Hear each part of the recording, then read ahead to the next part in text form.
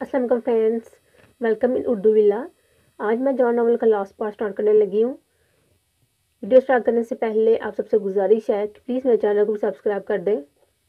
ये सच है, हाँ ये सच है जान। अगर तुम मुझे अपनी जान से गुजर जाने की धमकी ना देती तो मैं कभी मीना से शादी ना करता। महज तुम्हारी जान बचाने के लिए मैंने मीना से शादी की। हालांकि ये शादी करने की बजाय मैं अपनी जान देना ज़्यादा बेहतर समझता था, लेकिन फिर तुम्हारी वही बात याद आई कि जान बहुत सस्ती है, सो मैंने शादी कर ली। मगर बाकी की आधी कसम कभी भी ना तोड़ सका। मैं तुम्हारे अलावा किसी को अज़वाजी हकूक देने का या छूने का तसव्वुर भी ना कर सकता था।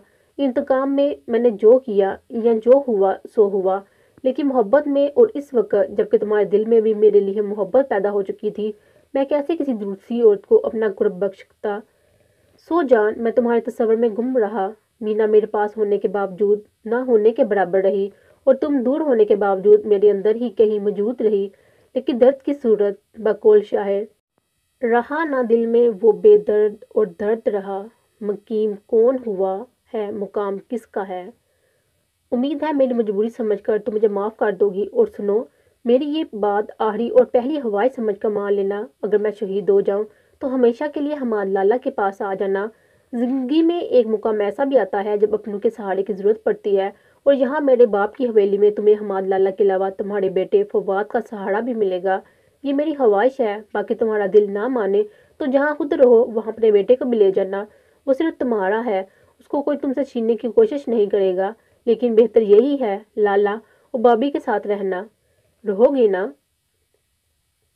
और माँ को तो अगर मैं ना रहा तो हमारा लाला हवेली में ले जाएंगे। वो तो बहुत साल पहले माँ को हवेली ले जाना चाहते थे, लेकिन माँ भी तो तुम्हारी तरह जिद्दी है। मैं उनकी जिद को जानता था, इसलिए हमेशा हमारे लाला को मना कर देता था।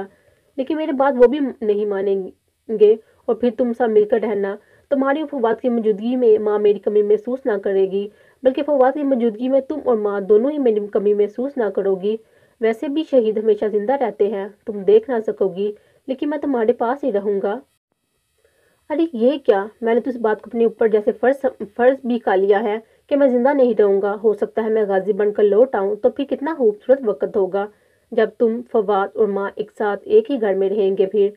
अरे ये अचानक फायरिंग की आवाज आने लगी है। लगता है दुश्मन फिर कोई मकारी करने लगा है, लेकिन अब मैं उसको कोई मौका नहीं दूंगा। अब मैं उसको उसकी मकारियों का सबक सिखा कर रहूंगा। लेकिन पहले तुमसे चंद आखिरी बातें कर लूं। कनाडा जाते हुए तुमने कहा था, शादाब अपनी तरफ से मैंने हमेशा तुम्हारी इस्लाह और खुशियों की कोशिश की है। ये अलग बात है जो तुम्हारे लिए दुख बन गई। ये बात तुम्हें इसलिए कहना पड़ी कि मैंने एहसास फरमोशी का मुजाहरा किया था। बजाय इसके कि तुम्हारा शुक्रिया अदा करता, मैंने तुम्हारे साथ ज्यादतियों की हद कर दी। हालांकि तुम्हारी वजह से हमेशा मुझे खुशी मिली है, सिवाय तुम्हारी मोहब्बत के। है, अब तो ये मोहब्बत भी मुझे हासिल है। तुम्हारी वजह से पढ़ना शुरू किया, तुम्हारी वजह से ऑफिसर बना, और तुम्हारी वजह से ही मुझे फवाद मिला।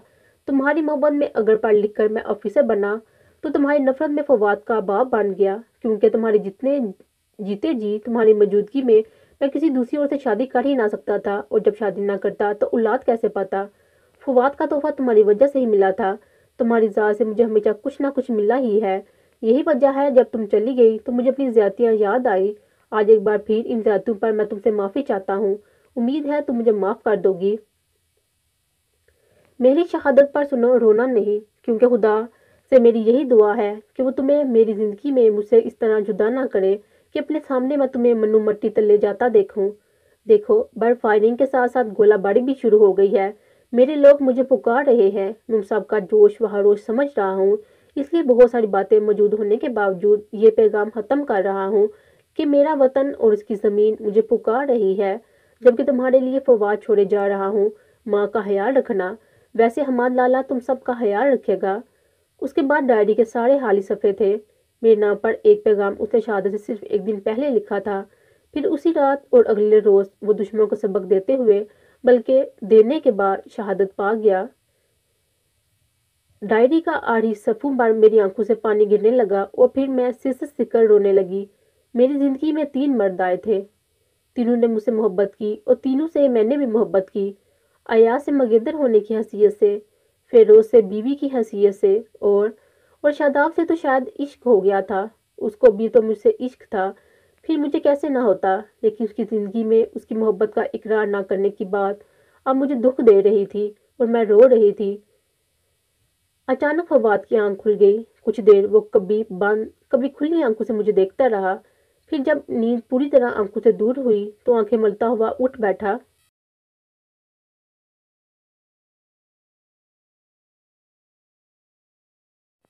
پھر اچانک اس کی نظر میرے گود میں پڑی ڈائری پر گئی تو اس نے میرے گلے میں بازو ڈالتے ہوئے کہا، اچھا تو پپا یاد آ رہے ہیں، لیکن مم پپا کو یاد کر کے آپ روتی کیوں ہیں؟ پپا کہتے تھے شہیدوں کو روتے نہیں، وہ تو ہمیشہ زندہ رہتے ہیں، بس ہمیں ان کی زندگی کا ادراک نہیں ہوتا۔ یہ کہتے ہوئے خود اس کی آنکھوں میں بھی نمی اتر آئی جس کو وہ محض میرے لیے پی گیا۔ اس کی یہ عادت بھی شاداب پر تھی، جب شاداب ضبط کرتا تو اس کی آنکھوں میں ہلکی نمی اتر آتی تھی۔ میں نے حیرت سے اس 7 برس کے اپنے بیٹے کو دیکھا۔ شاداب نے ٹھیک لکھا تھا کہ میں ماں سے زیادہ اچھی تربیت فواد کی ہے۔ میں نے اس کو بے ساختہ گلے سے لگا لیا اور فواد نے سرگوشی میں کہا، پپا نے مجھ سے وعدہ کیا تھا کہ اگر وہ شہید ہو گئے تو میں رونے کی بجائے ضبط کروں گا۔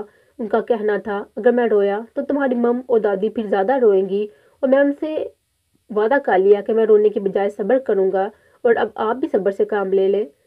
اوکے بیٹا۔ میں نے اس کی بات مان کر آنسو پوچھ لیے تو فواد نے پوچھا، مم آپ نے کاغذات پر دستخط کر دیے ہیں؟ نہیں، میں نے آہستہ سے کہا۔ تو آپ کر دیجئے، میں نے پپا سے وعدہ کیا تھا کہ آپ میری بات ضرور مانیں گی اور دستخط کر دیں گی۔ اس نے کاغذ نکال کر میرے سامنے رکھے تو اچانک میرا ذہن بہت برس پہلے ماضی میں گم گیا۔ تب میں اسکول میں پڑھتی تھی جب میری ایک سہیلی نے کہا تھا، آشا اتنی خوبصورت ہو، اگر تم منگنی شدہ نہ ہوتی تو میں تمہیں اپنی بابی بنا لیتی۔ وہ لڑکی ذات کی کمبو تھی۔ تب میں نے اکڑ کر کہا تھا، چل چل شیشہ دیکھا ہے کبھی؟ میں پیدائشی چودھریوں کی بیٹی ہوں اور کسی چودھری کی ہی بیوی بنوں گی۔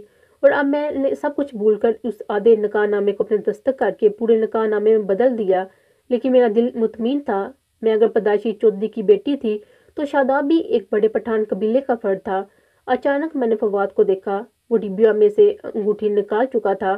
مجھ سے پوچھے بغیر اس نے انگوٹھی یہ کہتے ہوئے میری انگلی میں ڈال دی کہ چلیے پپا کی جگہ یہ میں پہنا دیتا ہوں، اور اس لمحے میرا جی چاہا کہ کاش یہ انگوٹھی ہی میں شاداب کے ہاتھوں پہن لیتی، کوئی ایک خواہش اس کی میں بھی تو پوری کر دیتی۔ میری آنکھوں میں پھر نمی اتر آئی، تبھی میری نظر رومال پر پڑی جو کاغذات کے ساتھ ہی لفافے سے نکل آیا تھا اور جو شاداب نے ڈائری کے اندر رکھا ہوا تھا۔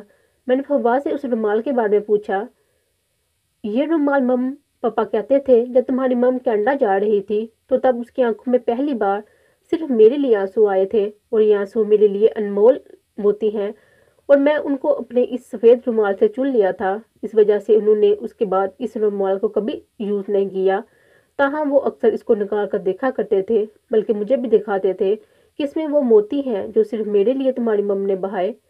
کیا واقعی فواد؟ میں نے پوچھا اور رو پڑی۔ پلیز مم رونا بند کریں اور دیکھیے کتنی رات ہو گئی ہے، پلیز اب سو جائیں، آپ کو میری قسم۔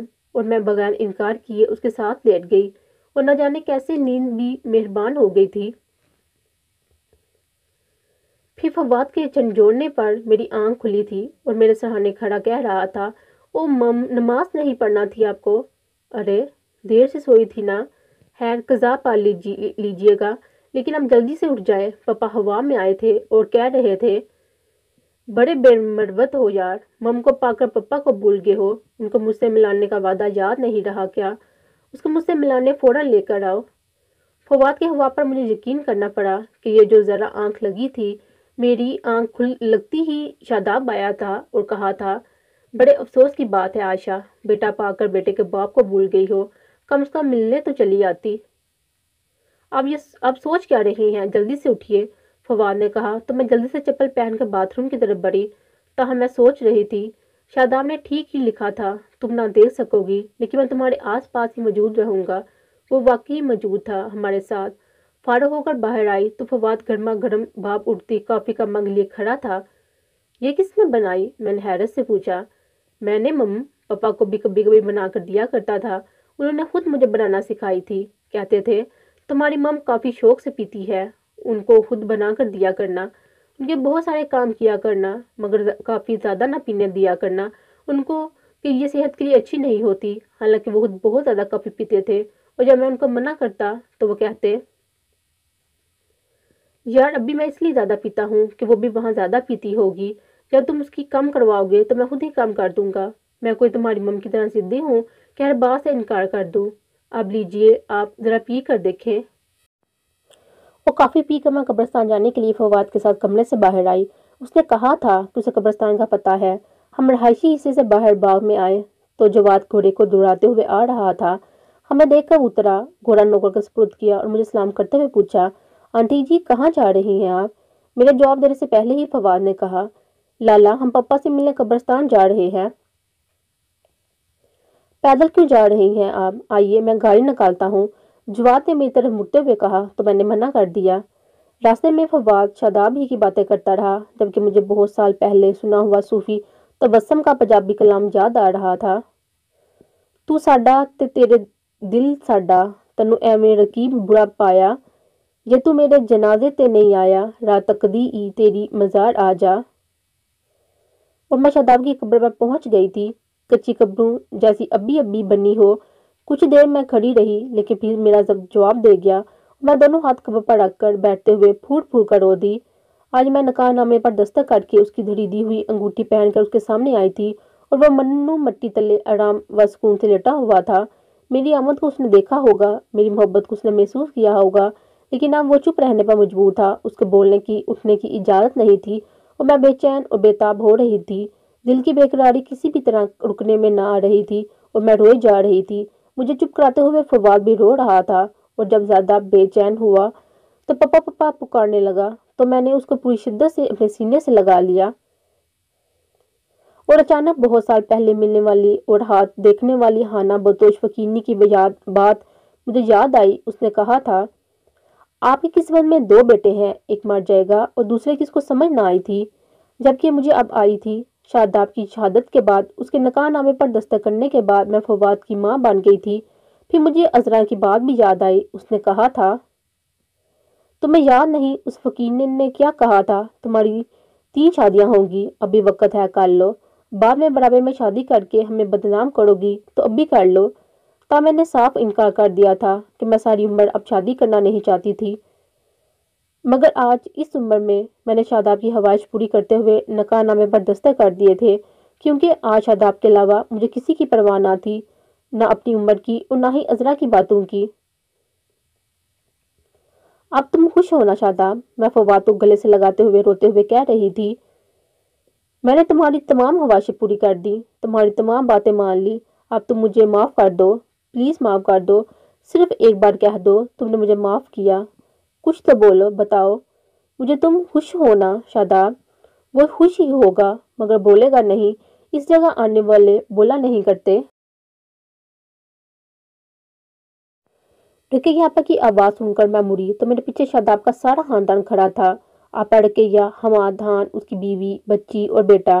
میں اٹھی تو آپا رقیہ نے مجھے گلے سے لگا لیا، جبکہ جواد نے فوراً فواد کو اٹھاتے ہوئے کہا، یار مرد روتے نہیں ضبط کرتے ہیں، اور فواد ضبط کر گیا، مگر میں کیسے ضبط کرتی جس نے قدم قدم پر شاداب کو دکھ دیے تھے، اور وہ پھر بھی قدم قدم پر محبتوں اور چاہتوں کے پھول بکھیر گیا تھا، میری راہوں کا ہر ہار خود چن کر گیا تھا۔ میرے ساتھ رقیہ آپا بھی رونے لگی تو حماد نے ان کو گلے سے لگا لیا اور میرے سر پر ہاتھ رکھتے ہوئے کہا، شہیدوں کے لیے روتے نہیں ہیں، اس کے علاوہ میں کچھ نہیں کہوں گا، اور پھر شاداب نہیں تو کیا ہوا، فواد تو ہے۔ اور یہ بات سن کر میں نے اپنے آنسو پوچھ ڈالے۔ وہ خود تو چلا گیا تھا، لیکن میرے لیے سہارا چھوڑ کر، بلکہ بہت سارے سہارے، میری وہ تنہائی دور کر کے جس کا اس کو بہت خیال تھا، اور اب میں اکیلی کہاں تھی، میرے ساتھ میرا بلکہ ہمارا بیٹا تھا، امی تھی، حماد خان جیسا بھائی تھا، اور اس کی بیوی جیسی بہن۔ یہ سارے رشتے بہت سچے اچھے ملے تھے مجھے۔ میں نہیں جانتی اس نکاح نامے کی شرعی اور قانونی حیثیت کیا تھی، میں تو صرف اتنا جانتی تھی کہ یہ شاداب کی خواہش تھی، اور شاید آپ کفارے کی صورت بھی یہی تھی۔ حماد خان کے کہنے پر ہم دعا مانگ کر قبرستان سے چل پڑے۔ ایک طرف فواد نے میری انگلی پکڑ رکھی تھی تو دوسری طرف رقیہ آپا نے تھام رکھا تھا، مگر دل کے اندر اب بھی ایک بے قراری تھی، بے چینی تھی، اور یہ بے چینی تو اب شاید باقی کی تمام عمر ساتھ رہنی تھی۔ قبرستان سے باہر نکلتے ہوئے میں نے ایک الوداعی نظر شاداب کی تازہ بنی قبر پر ڈالی اور دکھ سے سوچا، بس ایک ذرا سی بات تھی، لیکن تمام عمر وہ مجھ کو جاگنے کی سزا دے کر سو گیا۔ اور میری آنکھوں سے آنسو نکل پڑے۔ فواد نے سر اٹھا کر مجھے دیکھا اور میرے ہاتھ دباتے ہوئے کہا، مام کتنی بار آپ کو سمجھایا ہے پپا نہیں ہے تو کیا ہوا، میں تو ہوں آپ کے پاس، ویسے بھی آپ کے رونے سے پپا پریشان ہوں گے بلکہ مجھ سے خفا ہوں گے کہ میں آپ کو ہوش نہیں رکھ سکا۔ اور ذرا یہ بھی تو سوچیے اگر پپا کے ساتھ ساتھ میں بھی نہ ہوتا تو پھر۔ فواد، میں نے بیٹھتے اس کو جھک کر سینے سے لگا لیا۔ ایسی باتیں نہیں کرتے بیٹا، ایسی باتیں نہیں کرتے۔